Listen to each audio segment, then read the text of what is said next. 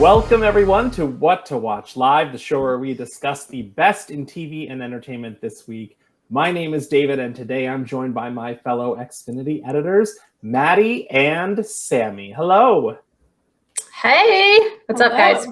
Hello. It is episode 101, our Dalmatian show today.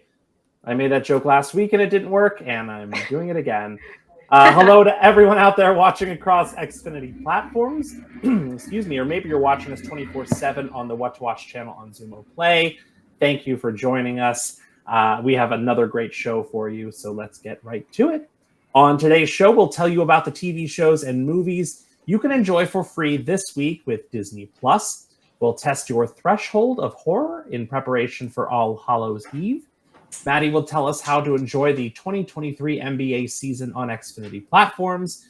We'll celebrate Halloween with an all-new spooktacular episode of Xfinity Hangouts, and we'll each pick the TV show or movie premiere we are most excited about this week.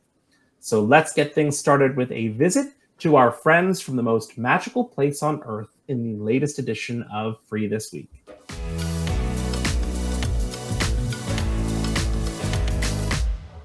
Xfinity's Free This Week program continues with a selection of free TV shows, movies, and specials from Disney Plus to help you celebrate Halloween and more. And here to tell us more about everything you can enjoy for free through October 29th is me. So let's do it. Let's start off with the spooky stuff. First, we've got the 2022 Marvel special Werewolf by Night, which follows a group of monster hunters as they compete for a powerful relic while facing the dangerous Werewolf by Night, played by Gael Garcia Bernal. Then we have the 2021 Muppets Haunted Mansion and Lego Star Wars Terrifying Tales specials, as well as the 2003 Haunted Mansion film starring Eddie Murphy and the first two episodes of the all-new Goosebumps series. And if you're looking for something a little less scary, you can enjoy the 2023 film Peter Pan and Wendy, the Marvel superhero series Miss Marvel, the critically acclaimed show American-Born Chinese, as well as the 1940 Disney classic Pinocchio. Maddie, Sammy, do any of these stand out to you? I think, Sammy, you watched American-Born Chinese, right? I did not, but I am a big fan of Miss Marvel. Okay. I loved that series. I thought it was so cute. I really fell in love with her as like being Miss Marvel, and it took place in New Jersey. So I don't know if I've announced on What to Watch Live before that I'm from New Jersey, but it's very important. Representation for the state. That's right, Sammy. Jersey's stronger than the storm. And this is the perfect time to catch up on Miss Marvel because The Marvels comes out in just a few weeks in theaters from Disney, so you'll know what's going on there. Maddie, big Muppets fan, are you? Do I just read as a Muppets gal? I will say though, Werewolf by Night, I totally forgot about that. I guess, is that like a mini movie? We'd consider it. It's a short, like almost a short, not a short film, but like it's like 40 minutes. Probably one of the better things Marvel's put out in the past 2 years, in my opinion. Pretty scary, and I think the style of that film is fantastic as well. So I might revisit that this Halloween because I don't really associate Disney with spooky stuff, but there is stuff available. So I think Werewolf by Night would be my pick. I also think I didn't consider it scary, but Pinocchio, as with many of those like early Disney movies, is kind of terrifying for children at some part, like when Pinocchio gets turned into a like donkey. I don't even know if I'm remembering it correctly, but he ends up with the bad kids at Pleasure Island doing things he's not supposed to do, and there's been so many iterations that I don't remember the original story at this point. Anyway. Really, I don't either, but I know that it was like a little dark at times. Yeah, definitely could be. Yeah, and of course Goosebumps. Like, check that out. I'm very excited about that. We talked about that. Did we talk about that last week? I'm losing track of time. A couple weeks ago, we talked about Goosebumps. Who's starring in the Goosebumps? It's a series? Justin Long. Right. Okay. Yeah, we like him. We do like him. We actually, Sammy and I were both like, couldn't believe that Justin Long was in the poster for that thing, because I don't think we had any idea that he was in it. We're like, is that Justin Long? Friend of the show? Justin Long? Friend of the show is Justin Long. We're going to mention him later on today. All right. Thank you. Check it out. This is a lot of great stuff, all free. Xfinity's Free This Week program offers a new selection of free content from streaming services and premium networks every week of the year with no strings attached. Just say free or free this week into your remote to check it out. Next up, the grim grinning ghosts come out to socialize in the latest edition of What to Watch This Week.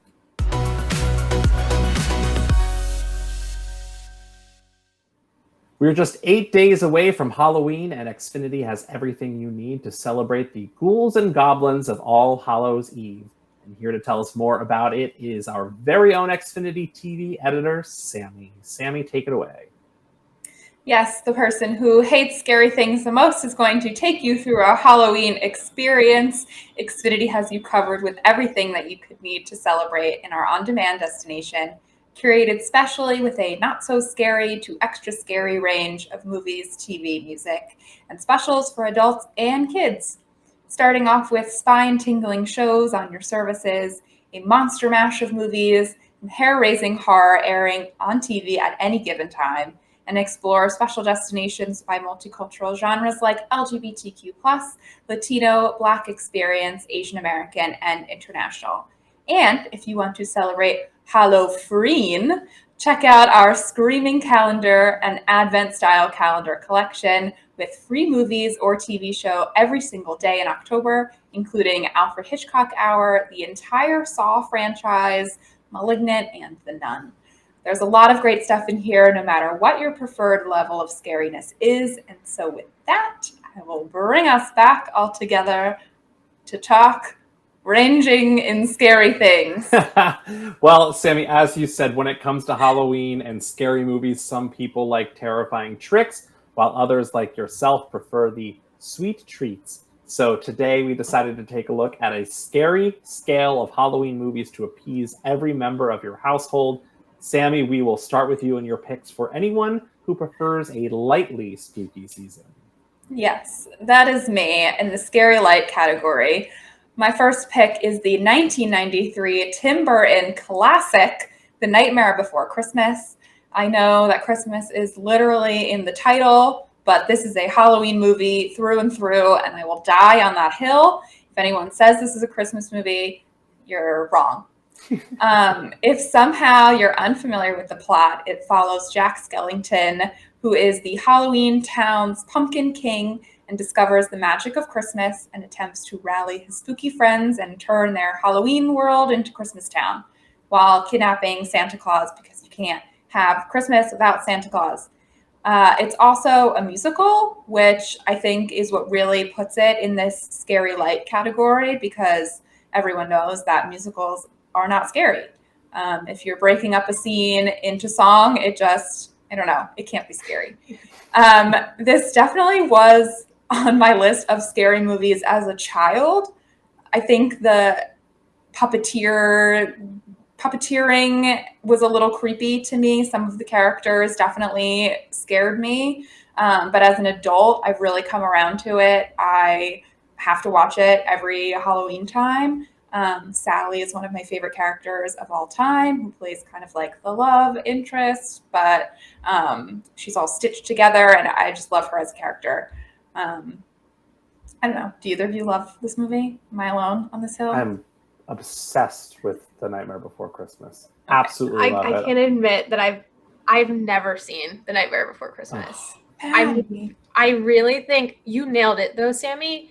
As a kid, like, claymation creepy really kind of freaked me out. I watched Coraline. I had to read the book Coraline, and I watched the movie. I didn't like Chicken Run. Any of those movies that were claymation really freaked me out.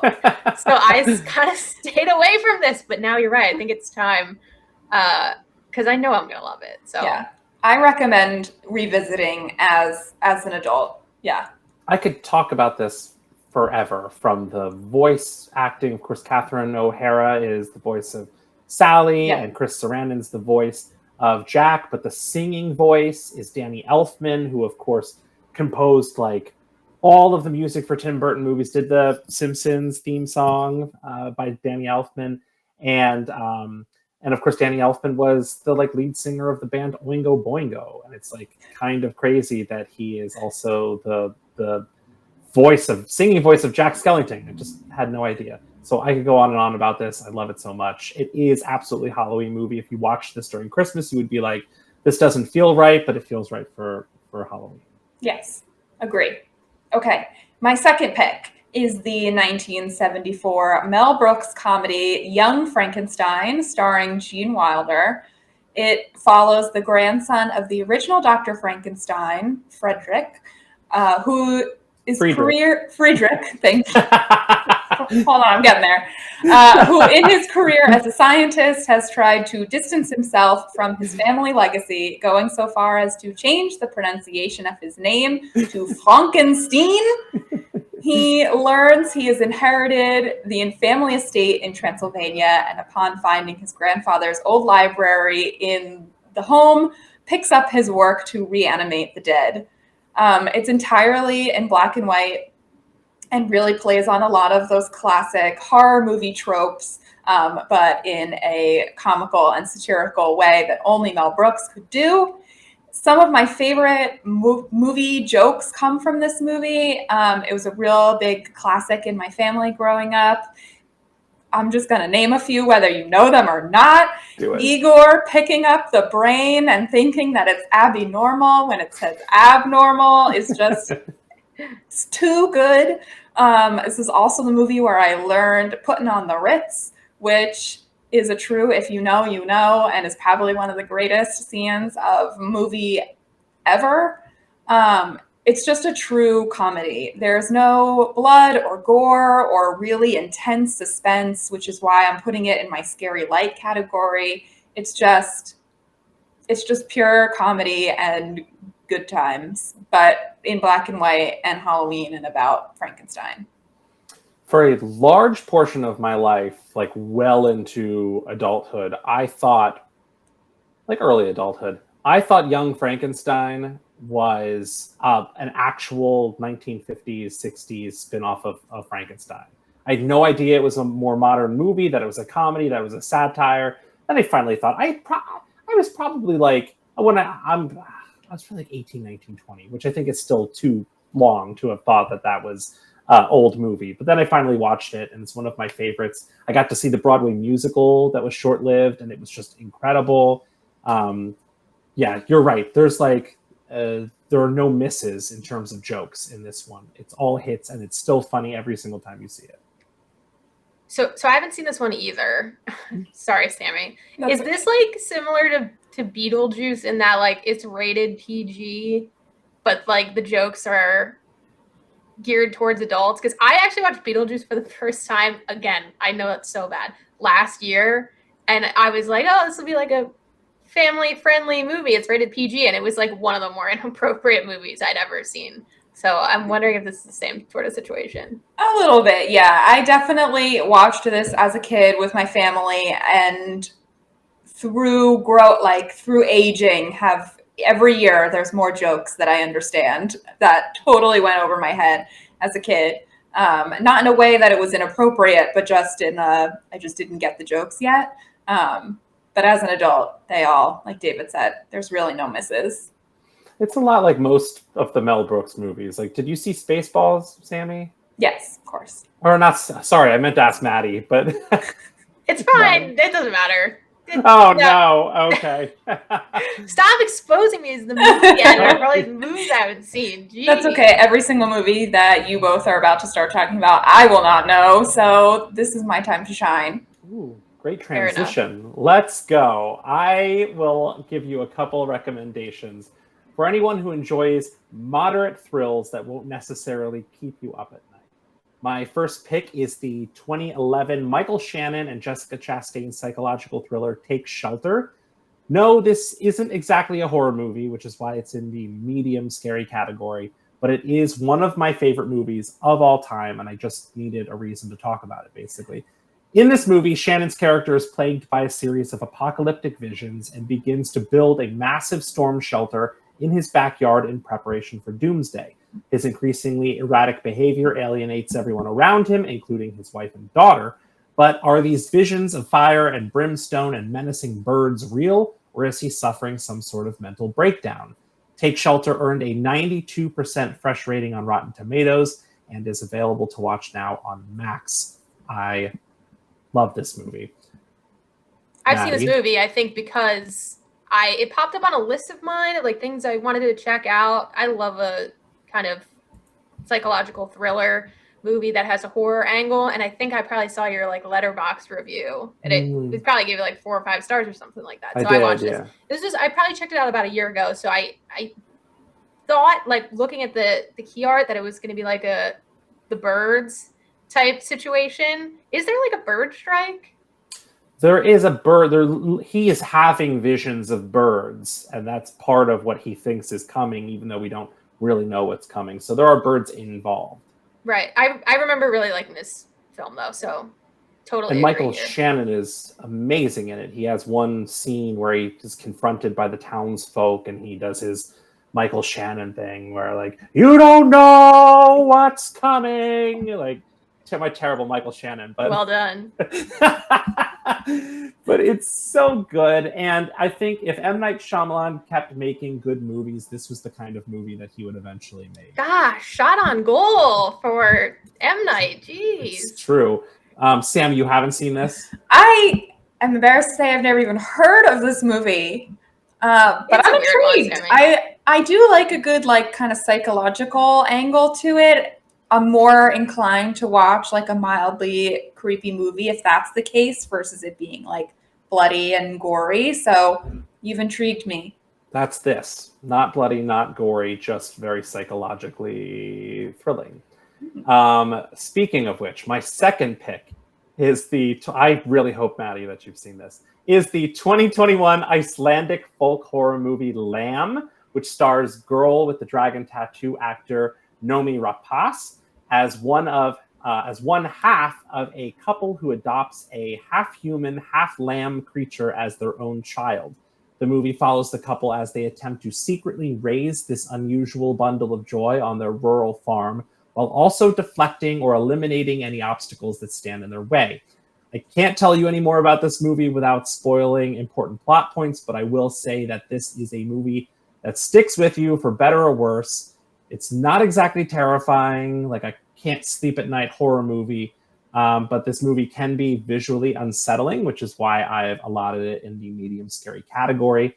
Lamb earned an 86% fresh score on Rotten Tomatoes and was selected as the Icelandic entry for Best International Film at the 2022 Oscars, and you can now watch it on Showtime or Paramount Plus. Have either of you seen this one? Why did I think that this was an A24 title? It is. Okay. Yeah. All right. That's what I know about it. And that I haven't seen it because I have a hard time with animal-related things. And so that was my biggest drawback here. Well, that's funny because, Sammy, in contrast, unfortunately, I've not seen this film either, which is really bad on me because I see most of the A24 films.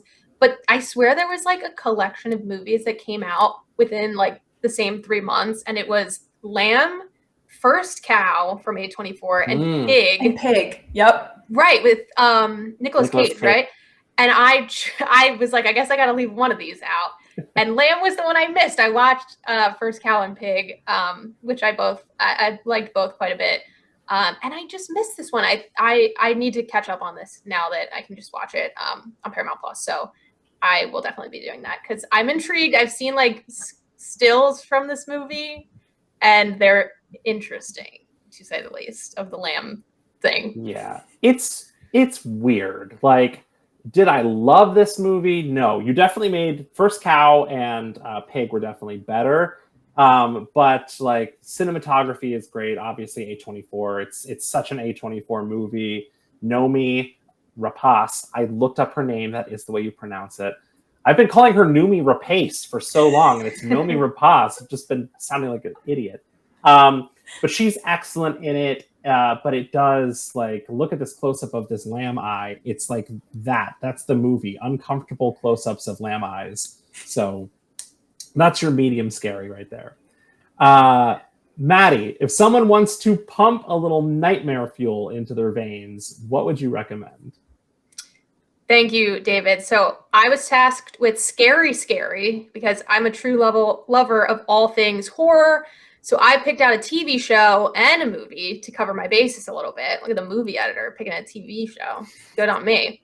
So I've selected the movie Host, not to be confused with The Host. This is just Host, and the TV show Midnight Mass. So remember, these are not for the faint of heart.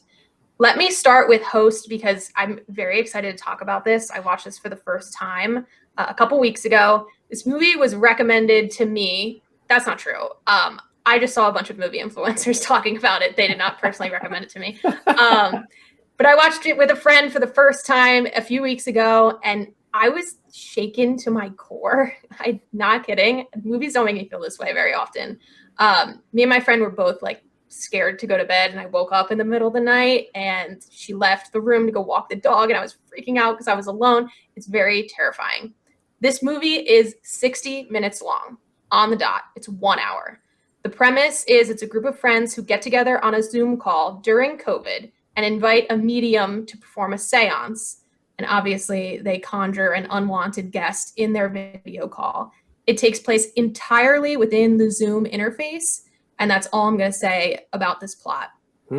This is not my original thought, but I've seen people comment on this movie that like Unfriended walked, so Host could run.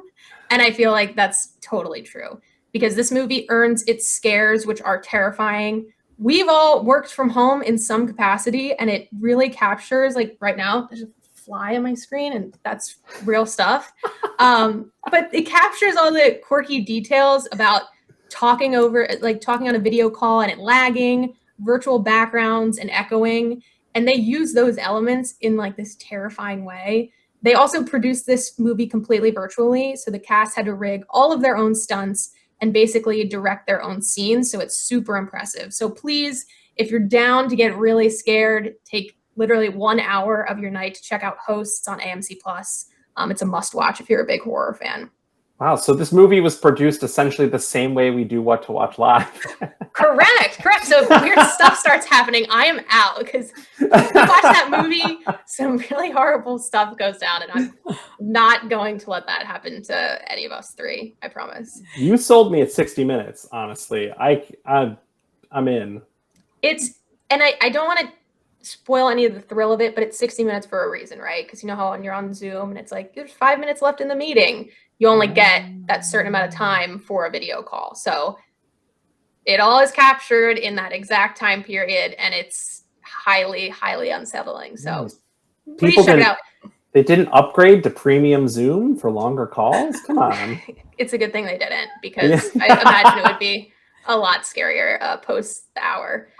But secondly, I want to talk about Midnight Mass. I think this falls into scary because while it's not terrifying all the time, there are some seriously horrifying moments in the show, which I didn't expect going into it.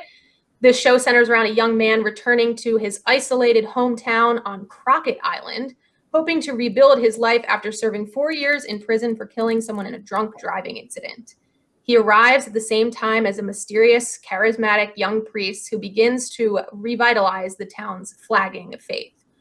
What I love about this show is that you don't really know what it's about, I think, until about the third episode. There's this big reveal, and it is spectacular. If you know me and you've seen this show, when they tell you what's going on, I lost my mind. It was so good. But for some reason, gothic and religious horror is such a draw to me if it's done right, and this is definitely one of those cases. This is an easy watch. It's available on Netflix. I highly recommend both this movie and TV show if you're a complete freak like me who enjoys scaring the living daylights out of yourselves. But did either of you watch Midnight Mass? Have we talked about this? I have to say how proud of myself I am to have watched this. Yes, putting it in a very scary category. I never thought I would get here.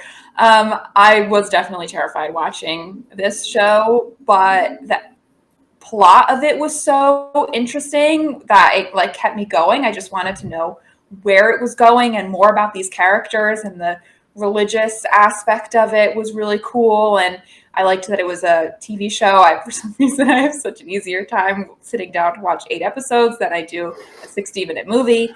But yeah, I will say I definitely ended this feeling very unsettled and uncomfortable. Do you know why I love it though? Like that reveal. Do you remember like what the bad guy is basically the whole time? Oh, yes. Yeah. So yeah, I mean, people watching this don't understand what I like, but it's very good, and everyone should check it out. I haven't seen this, but this is from director Mike Flanagan, who also did The Haunting of Hill House, The Haunting of Bly Manor, and he's doing The Fall of the House of Usher, all on Netflix. Like, this guy's got horror down. I interviewed him in 2011 for like his first feature film, Absentia, which was, sorry, Mike, it was absolutely terrible. And it was not great. But to see how far he's come and how he has I say that it was low budget, like the acting wasn't great, but you saw like that he had the chops for filming horror and for telling that story, even though I didn't love the ultimate end product. But you see how far he's come, and he's like mastered horror in the TV series format now. Totally agree. Yeah, it's bad on me because I haven't seen his other 2 shows. I think that I was a little, I can't believe I shouldn't say this as the scary person, but I was a little freaked out to watch those on my own. And that's why I watched Midnight Mass, because I didn't realize it was going to be as scary as it was. But you're right. I think he's kind of dominated this high quality horror TV streaming series layout that he's doing. And that's great. Apparently, he didn't start out so great, so good for him now. In my opinion, for whatever that's worth. But it's become like now like a Halloween tradition for him to put out one of these series, and they've all been really well received. So, great way to get some scary in your life for Halloween. Thanks for that, Maddie. Check out all the movies we talked about today and all the TV shows and so much more simply by saying Halloween or what to watch into your voice remote. You'll find everything on that Halloween destination Sam we talked about. Next up, we're getting ready for some basketball in this week's installment of Sports.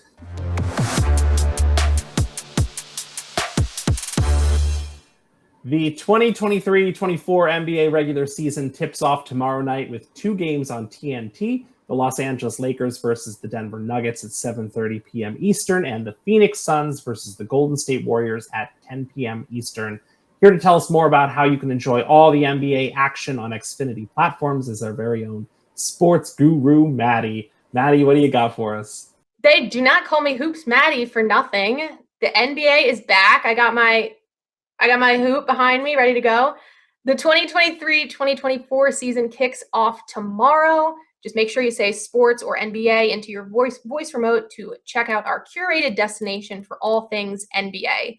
Make sure you favorite the teams you support and want to follow this year, which can set you up with reminders for game times. You can also check the destination for highlights, schedules, and more.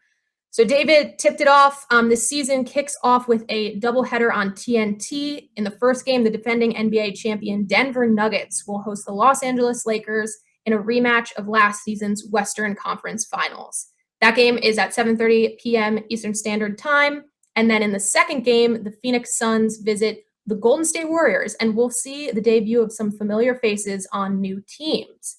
Bradley Beal, 3-time All-Star, will be suiting up for the Suns, joining Kevin Durant and Devin Booker. And former Phoenix Sun guard Chris Paul will be facing those said Suns, this time as a member of the Golden State Warriors.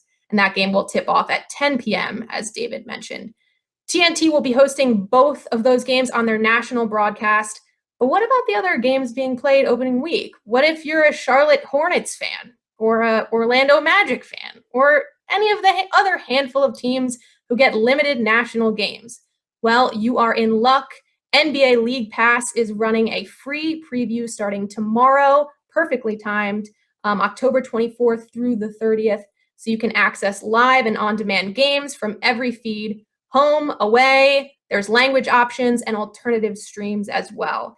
If you're doing some catching up, you can watch multiple condensed game formats, and you'll also have access to NBA TV's 24/7 stream, including analysis, games, features, pressers, and more.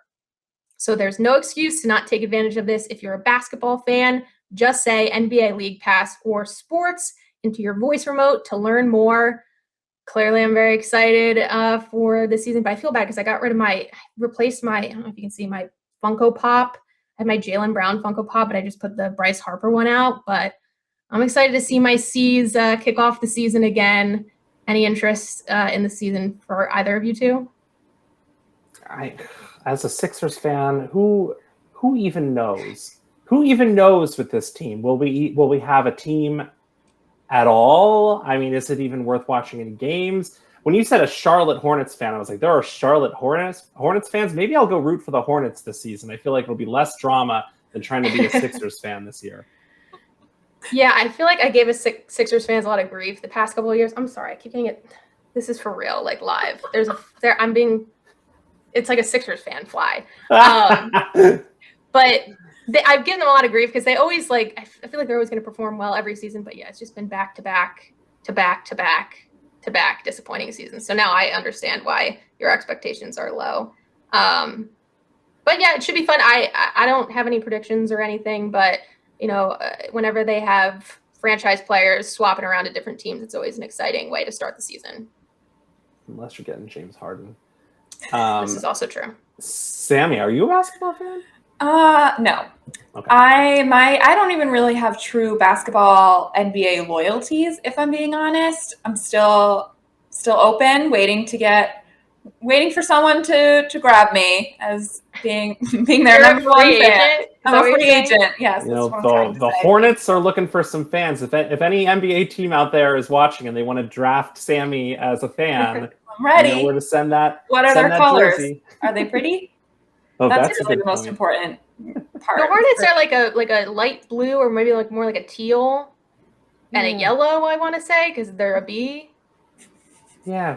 Are they even the Hornets? Aren't they who's the Pelicans? Oh, the New Orleans Pelicans. Yeah. With their the Hornets are still a team. Yeah. I didn't even know the Pelicans were a team. I don't know that New Orleans knows the Pelicans are a team. Good point. Sorry, just crapping on every team, including the Sixers. All right. Check out the NBA action simply by saying sports, basketball, or NBA, whatever's easiest for you to remember into your voice remote right now. Next up, spooky, scary skeletons send shivers down your spine in this week's edition of Hangouts.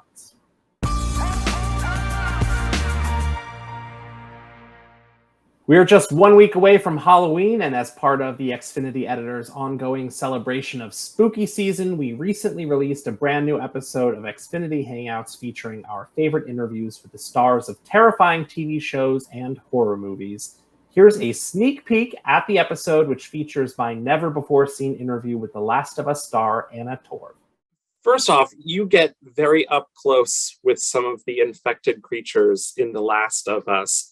And I wondered how unsettling that experience was, even knowing you're playing a role in a TV show. Well, you're playing the role in the TV show and you understand that. But then that particular fight with the clickers, my first experience with the clickers, I mean, that was all real. So these guys, I mean, the special effects makeup was just so incredibly brilliant. And then the actors playing the clickers, that's they had worked so hard on all of their motion and movement and all their all of the sounds, all the click was all happening. And then lights, it's very dark. And so it was creepy. It was quite revolting. And then it would stop. And then this poor guy would be like, oh, and you're like, I can't look at you. I love the way she did the clicker motion there. I mean, the clickers. The clickers. I'm so happy that viewers will finally get to see part of my conversation with Anna, who was so amazing in the HBO series The Last of Us.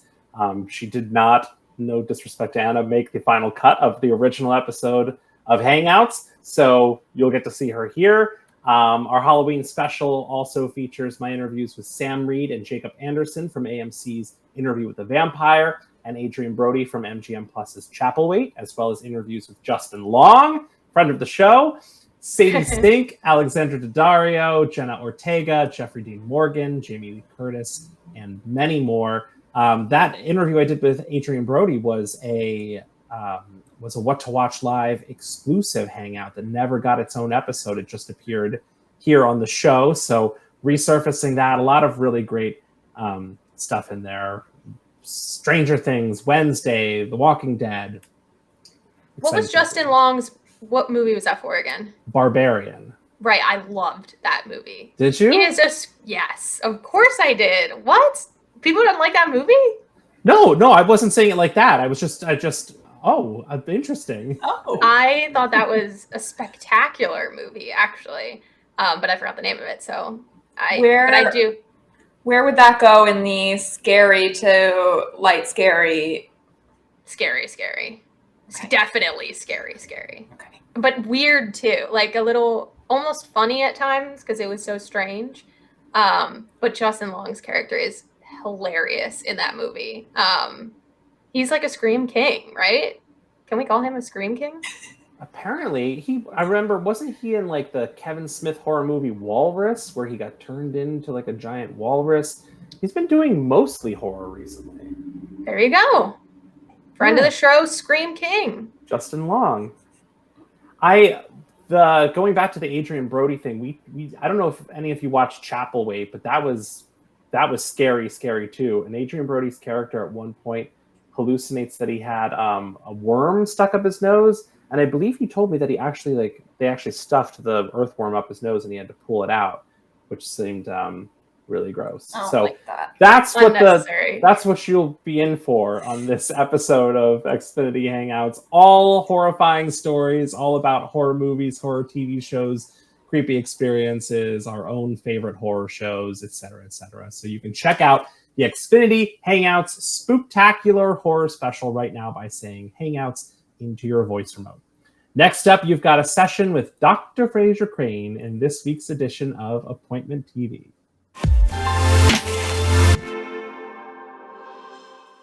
Every week, the Xfinity editors pick the TV show, movie, or special event they are most excited about right now. This week, we kick things off with our very own Xfinity movie editor, Maddie. Maddie, which premiere are you most excited for this week?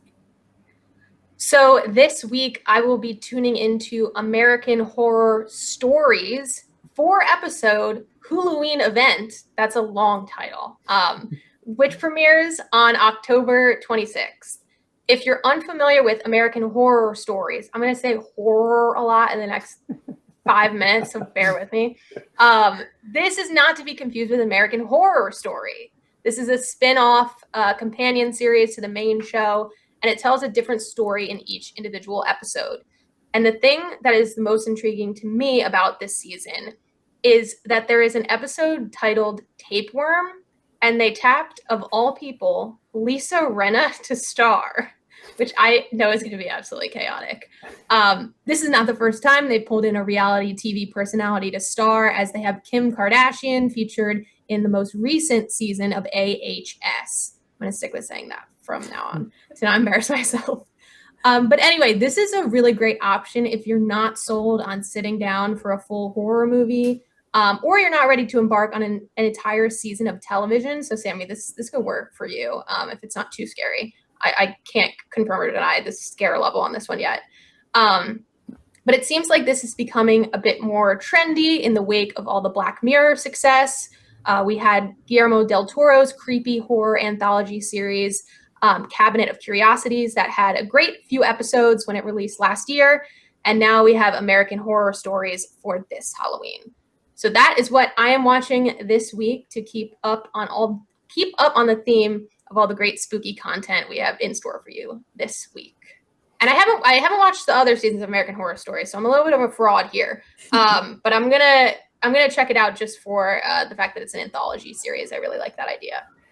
You definitely took the words right out of my mouth in terms of this being like a horror version of Black Mirror. That's exactly what it is. And they get different surprising guest stars and celebrities that I don't expect to see in stuff like this for each episode. So I always find that particularly intriguing. And like you said, it's just easy. It's standalone stories. It's great. Yeah, I feel like same thing with Black Mirror and Cabinet of Curiosities. I don't think I've watched every single episode of either of those series. Black Mirror, I've gotten close, but I like that you don't have to finish it. You can just pick and choose which ones you want to watch. It's a little bit more flexible. And we all love flexibility in this day and age, right? Yes. Sure do. Sammy, what is the TV or movie premiere you are most excited about this week? Okay, I was gonna make a joke, but I don't think it'll land. So, going away from the theme of horror, I'm picking Frasier, the new Frasier reboot, which the anticipated return of premiered last week and has new episodes airing every Thursday. Let's take a look at the trailer. Freddie! Surprise! Dad!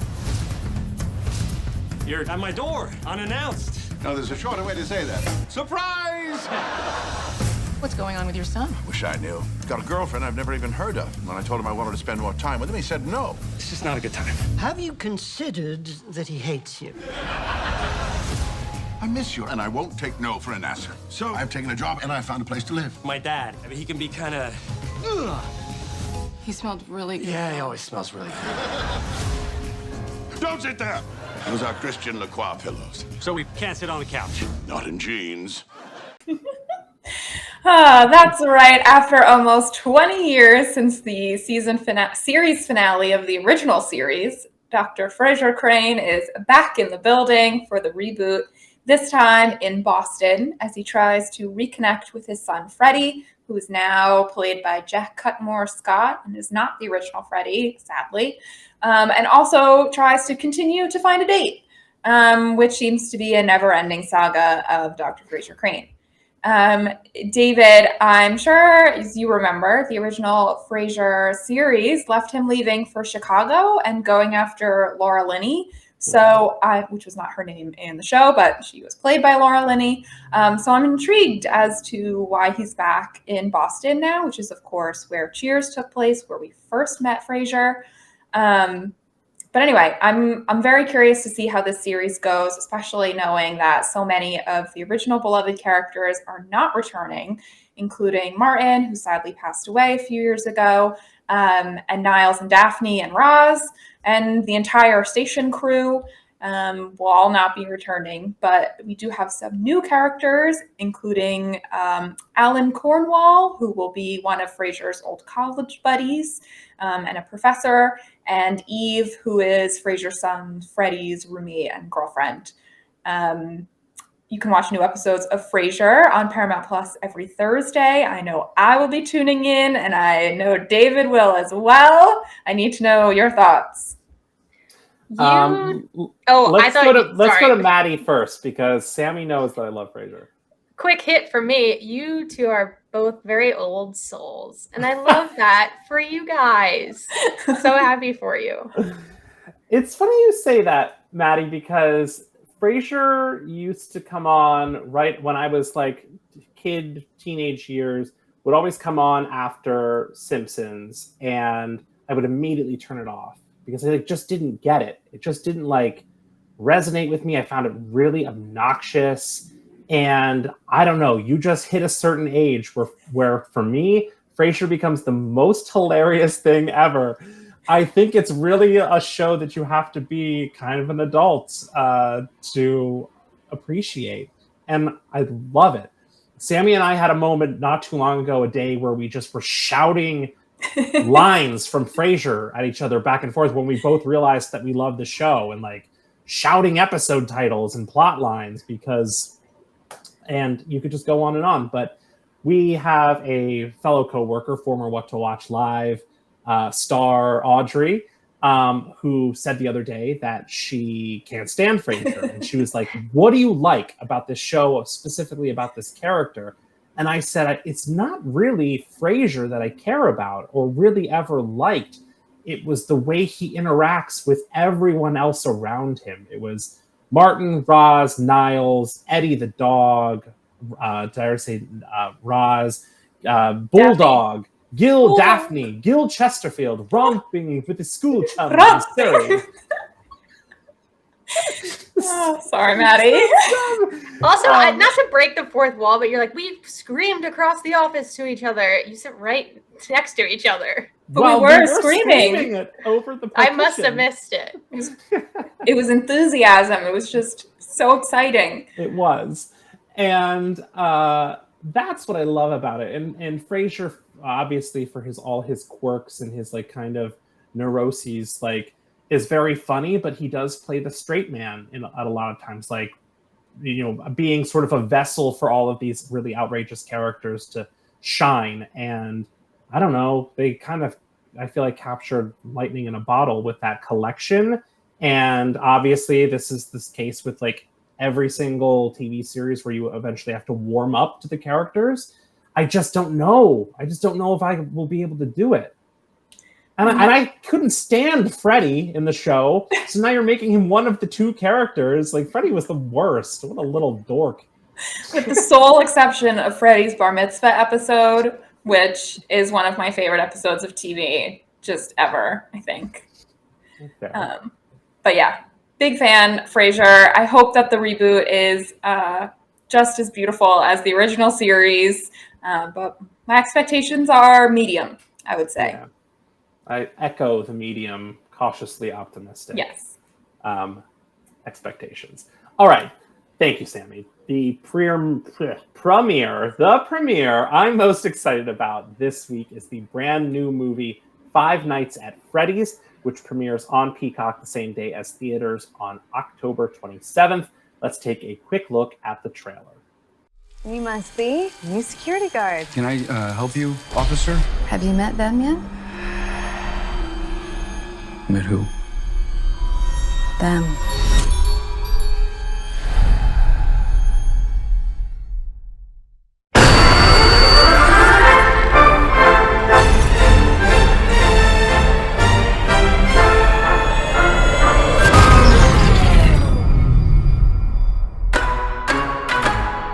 In the 80s, kids went missing. The police searched Freddy's top to bottom. Hello? They never found them. That's why the place shut down. There are ghost children possessing giant robots. Thanks for the heads up. Technically, they're animatronics. What do they want? They want to make her like them. Happy? Dying at Sammy's reactions to the trailer behind the scenes. Scary, scary. Based on the popular video game series of the same name, Five Nights at Freddy's follows a security guard played by Hunger Games alum Josh Hutcherson, who accepts a nighttime job patrolling Freddy Fazbear's Pizza restaurant. It's basically Chuck E. Cheese. And unbeknownst to our hero, the restaurant's animatronic mascots Freddy Fazbear, Bonnie, Chica, and Foxy come to life after midnight to murder anyone who may still be nibbling on their mediocre pizza. The film also stars former U star Elizabeth Lail, Matthew Lillard, and Mary Stuart Masterson. I've been seeing these Five Nights at Freddy's characters floating around the pop culture zeitgeist for the last 10 years. And honestly had no idea what this thing was about until just recently. Like, you see them on t-shirts, you see them at like comic conventions, video game things. I mean, online, like people are obsessed with it. Because people who love this franchise are absolutely obsessed. There's seemingly endless merch, novel spin-offs, comic books. So I'm excited to finally find out what all the hype is about and maybe jump into the video games as well. So that is Five Nights at Freddy's. On top of your list as well, Sammy? So wait, so was this based on a video? Is that the video game was the first iteration of this franchise? Okay. Because I was going to say, I feel like I've heard of this before. I was like, did I dream of this? Did I make it up? Like, this has definitely been a thing before, but now I understand. And I will not be watching. Sorry, Freddy. This like taps into like a really guttural fear of mine. When I was younger, I was a Girl Scout. Shout out to the Girl Scouts. And we would go on like scout trips. And one time we went to this like children's museum and we had a sleepover. And it was like weird. Like it was the same kind of deal. Like there were animatronics, there were just creepy things.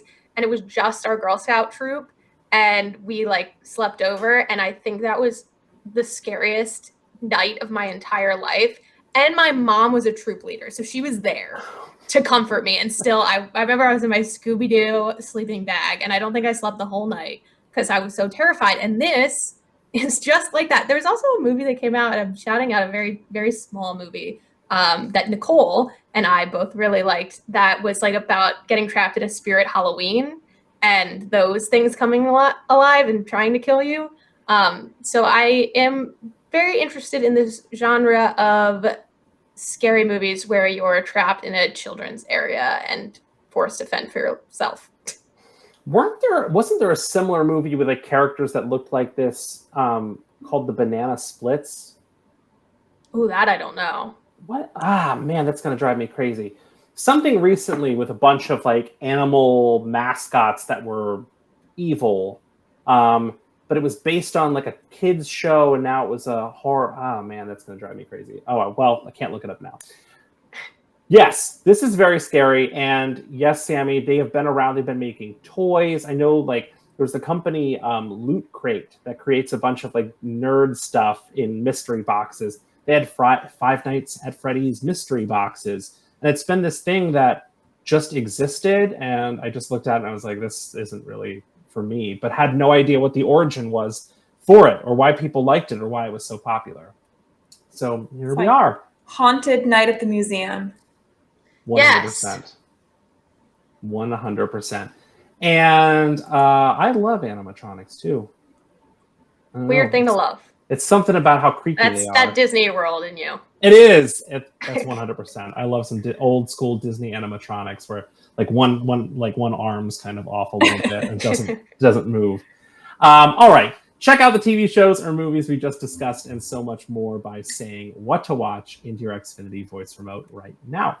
And that will do it for today's show. Thank you to my fellow Xfinity editors, Maddie and Sammy, for joining me this week. Shout out to our producers, Caitlin, Josh, and everyone else behind the scenes for making the show run. If you want to check out the TV shows or movies we just talked about, get more of our entertainment recommendations, or watch us interview big celebrities, just say what to watch into your voice remote or tune in here every Monday at 4 p.m. Eastern for a new episode. You can also watch us on the Xfinity What to Watch channel on Xumo Play.